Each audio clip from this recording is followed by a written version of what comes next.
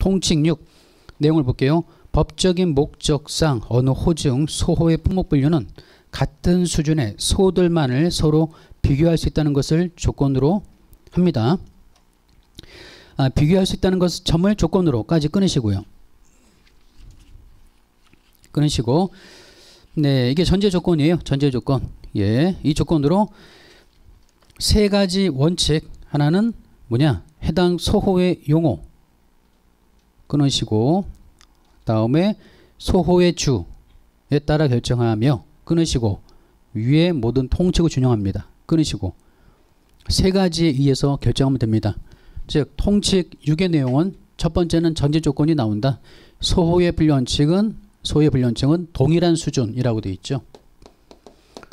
동일한 수준의 소들만을 동일한 수준의 소들만을 비교할 수 있다는 것을 조건으로 해서 동일한 소호라는 거는 몇 번 제가 강조했습니다. 소호는 6단위 소호다. 6단위 소호. H에서는 6단위까지 있고요. 그 6단위를 결정짓는 기준이 바로 통칙 6이다. 동일한 수준, 즉 6단위는 6단위끼리 비교해야 되지 4단위와 6단위를 비교하면 안 되고 5단위와 6단위를 비교하면 안 됩니다. 6단위는 6단위끼리 비교해라. 예, 그 내용이죠. 비교할 수 있다는 것을 조건으로 해서 세 가지 법적인 분류 원칙이 뭐였냐면 세 가지 법적 분류 원칙은 호의 용어,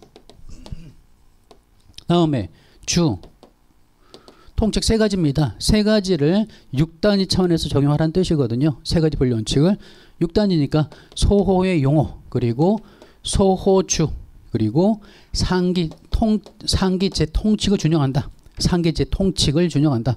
세 가지를 6단위 차원에서 적용하면 된다라는 내용이 되겠습니다. 그래서 통칙 6의 내용은 6단위를 결정하는 결정 방법에 대한 설명이고요.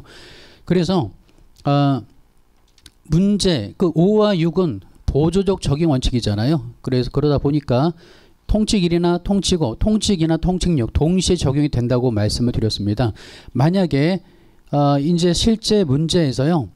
제시되는 문제가 저희는 기본적으로 4단위 위주로 나올 거예요. 그런데 6단위로 문제가 주어질 수도 있습니다. 6단위를 맞추라기보다 4단위도 맞추기 힘든데 6단위를 맞추라고 문제가 나올 가능성은 없는데 문제 자체가 어떤 내용을 설명하는 데 있어서 또는 통칙을 맞히는 문제에 있어서 6단위 소호가 제시된다면요. 그때는 무조건 통칙 6이 적용되는 경우입니다.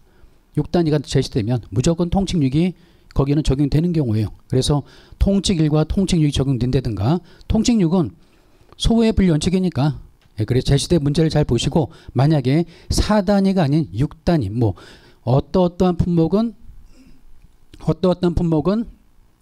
예를 들면 2306, 105에 분류하였다.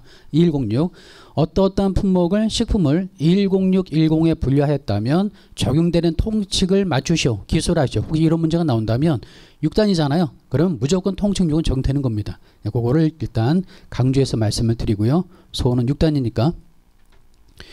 네, 그 내용이 이제 설명이 되어 있다.